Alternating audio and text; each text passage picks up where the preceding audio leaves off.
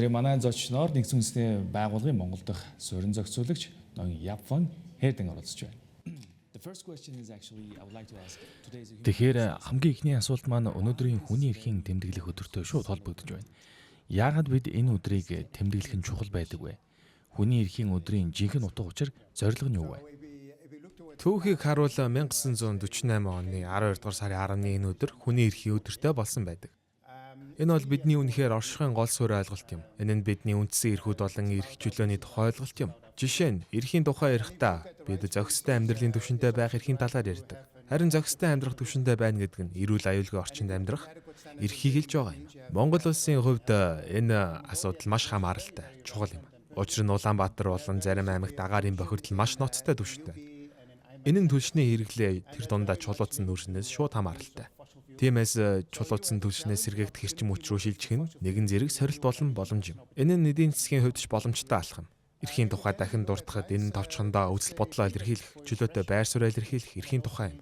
Энэ нь мөн мэдээлэл төрөх эрх, боловсролд хамрагдах эрхийг багтаадаг. Харин боловсролд хамрагдах эрхийн тухайд малчтын хүүхдүүдэд маш чухал хамааралтай. Маш алслагдсан бүс нутгийн иргэд хүүхдүүд заримдаа дотор байранд амьдрах шаардлагатай болдог бөгөөд тэд уламжлалт арга барилаар суралцдаг. Магадгүй бид энэ дижитал шийдвэрлэлийн боломжийг ашиглаж хамгийн алслагдсан газарт чанартай боловсрол олгох нөхцөлийг бүрдүүлж чадна. Мөн хүүхдүүд байгаа газар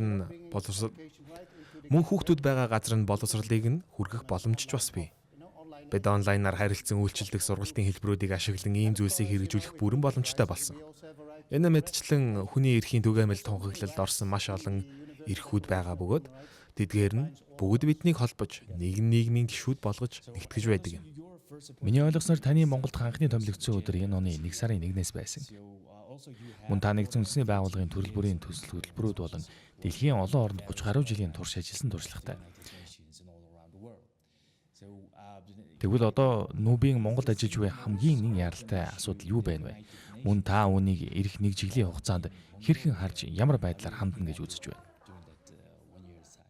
Хэрвээ та надтай арай өргөн хүрээнд тайлбарлагыг зөвшөөрвөл өнөөдөр бидний тэмдэглэж байгаа хүний эрхийн өдрийг холбон хэлэхэд нэгдсэн үндэсний байгууллагын хувьд бид үнэхээр илүү сайн ирээдүг бүтээхэд хувь нэмэр оруулахыг хүсдэг. Хэнийг ч орхигдуулахгүйгээр хүн бүрд боломж олгосон. Дэвшилтэд ирээдүг. Монгол улсын хувьд энэ нь маш оновчтой бөгөөд чухал асуудал. Учир нь танай нийт хүн амын 25%-аас илүү нь өнөөдөр чадварлын шугамаас доогуур түвшинд амьдарч байна. Үүнийг Монголын удирдлагууд ч хүлээн зөвшөөрдөг. Тиймээс бид өөрсдийн шилдэг мэрэгчлэтнүүдийг танай шилдэг хүмүүстэй хамтруулж энэ нөхцөлд байдлаас урагшлах гарцыг хамтдаа олж чадах хэсгийг харах хэрэгтэй. Доктортой хөгжлийн 17 зорилтуудыг нэгдсэн үндэсний байгууллага баталсан байдаг. Эдгээр доктортой хөгжлийн зорилтуудын ахиц дэвшлийн хувьд үзүүлэлт болон газар дээрх бодит байдал хоёрын хооронд хамгийн том зөрүү хаана байна гэж та харж байна вэ? Та надаас их нарийн хэцүү асуулт асууж байна. Ерөнхийдөө дэлхийд дахин авч үзвэл бид доктортой хөгжлийн зорилтуудаа биелүүлэхээс нэлээд хоцорч байгаа. Маш ихээр хоцорч байна. Хэрв зөв санаж байвал бид 2030 он гэхэд байх ёстой түвшнийхөө зөвхөн 17 орчим хувьд л хүрээд байна.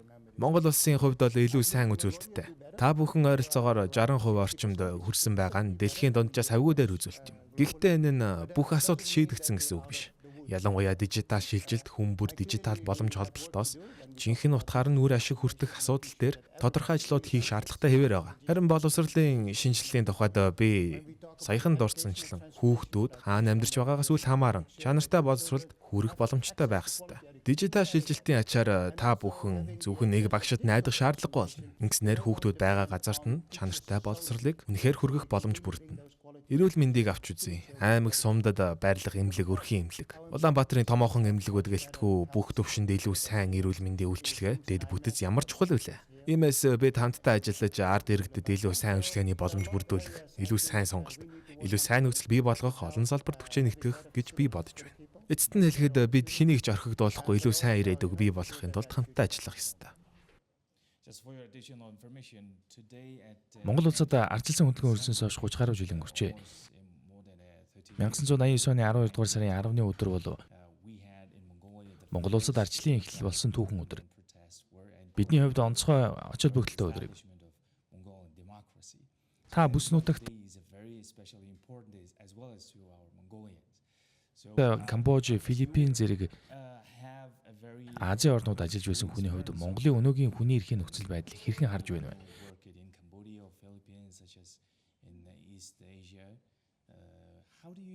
Мөн өнөөгийн нөхцөл байдалтай холбоотой тодорхой үнэлгээ, баримт тоо бий юу?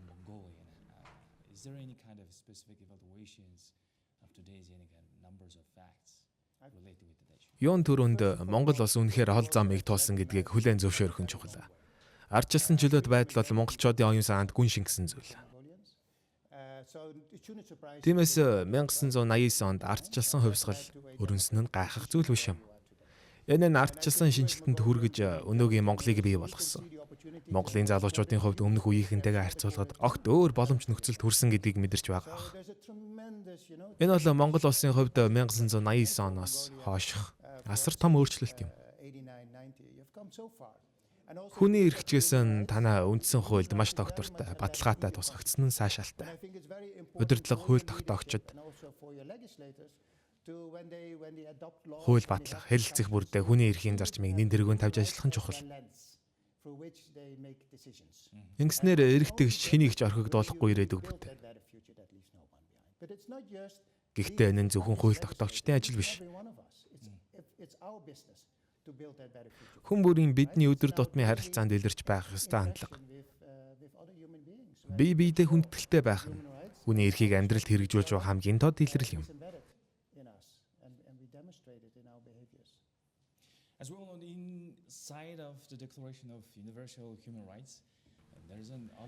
Мөн хүний эрхийн түгээмэл тунхаглалд хүний эрүүл аюулгүй орчинд амьдрах эрх нь маш чухал гэж заасан байдаг.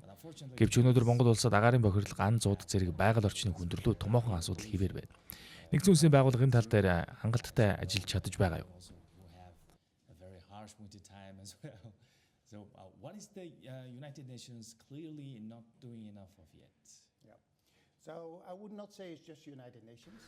Миний бодлоор энэ зөвхөн нүүбийн асуудал биш ээ. Бүх талын хамтын хариуцлага гэж бодож байна. Нүүбийн суурин төлөөлөгчийн хувьд миний үүрэг бол талуудын хамтын ажиллагааг уялдуулах явдал юм. Тиймээс би хөгжлийн түншүүдийг сар бүр элчин сайд нартай 3 сар тутам дуулцаж, засгийн газартай тогтмол хэлэлцэх уулзалтуудыг зохион байгуулж байгаа. Хамтдаа ярилцах ёстой нэн тэргүүн асуудлуудын нэг нь яагаар агаарын бохирдол. Яагаад бид нүүрс болон босож чадах түвшнээс татгалзах ажлыг хангалттай хурдтай хийж чадахгүй байна вэ? Энэ нь бидний өөрсдийн болон хүүхдүүдийнхээ эрүүл мэнд ирээдүйд асар их хор учруулдаг. Өнөөдөр төрж буй хүүхэд ирэх 60 жилийн амьдралаараа агаарын бохирдлын үр дагаврыг үүрнэ. Тана улс сэргээгдэх эрчим хүчийг хөгжүүлэхэд төгс тохиромжтой. Цэлмэг тэнгэр салхины коридоруудтай. Тэгэхээр яагаад бид хурдан өргөлж чадахгүй байна вэ? Танай хөрш улс болох Хятад улсын жишээг авч үзье. Хятад улс ямар нэгэн зорилт тавихад түүнийг маш хурдтай хэрэгжүүлдэг.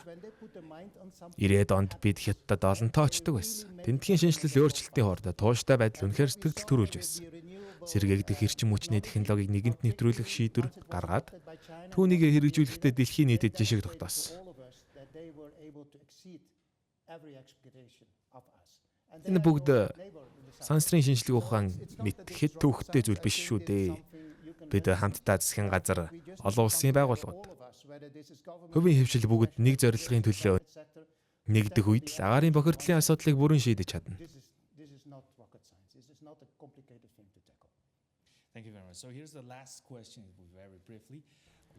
Маш их баярлалаа. Ингээд хамгийн сүүлийн асуултыг товчхон асууя. Хүний эрхийн өдрийг биед хэрхэн зөв тэмдэглэж, хэрхэн зөв ойлгож хүндэтгэх ёстой талаар ялангуяа яг энэ цаг үеийн телевизээр бидний үзэж байгаа залуу үеийнхэнд та юу зөвлөх вэ? Тэгэлгүй яах. Залуучууд бие биенээ хүндлэх хэрэгтэй. Залуучууд ахмад үеийг сорж баян шин зүйлийг хайх нь маш чухал. Яг үнэндээ залуусын үүрэг бол тийм биш гэж үү? Шин санаа олох, дэлхийг өөр өнцгөөс харах. Тэд биднээс огт өөр орчинд, өөр боловсролын орчинд өсөж төрсөн. Би өөрийн хүүхдүүдийг харахад тэд маш хурдтай хөгжиж дижитал эринд өссөн. Интернет, виртуал орчин бол тэдний өдөр тутмын хэсэг. Одоо бид хиймэл оюун ухаантай нүүр тулж байна. Юмс хэр хурдан өөрчлөгдөхийг хэн ч мэдэхгүй. Энэ бүхний нөлөө ялангуяа манай залуу үеийнхэн дээр хүчтэй тусна. Тиймээс залуу үеийнхэн хандаж ахмад хүмүүсийг хүндлэх нь маш чухал гэдгийг онцлмоор. Гэхдээ үүний зэрэгцээ санаа бодлоо чөлөөтэй илэрхийлж, шинийг илэрхийлж, илүү сайн болохын төлөө өөрийгөө сорих нь зөв юм. Баярлалаа. Баярлалаа. 12 дугаар сарын 10-ны хүний эрхийн энэхүү өдрөөр бид бүхэн нэгдсэн үндэсний байгууллагын Монгол дахь суурин зохицуулагч ноён Явфон Хайрданыг онцгой зочноор өнөөдөр урьж онцгойлон бид бүхэн хүний эрхийн талаарх Монгол нөхцөл байдал болон олон улсын талаар ярилцлаа.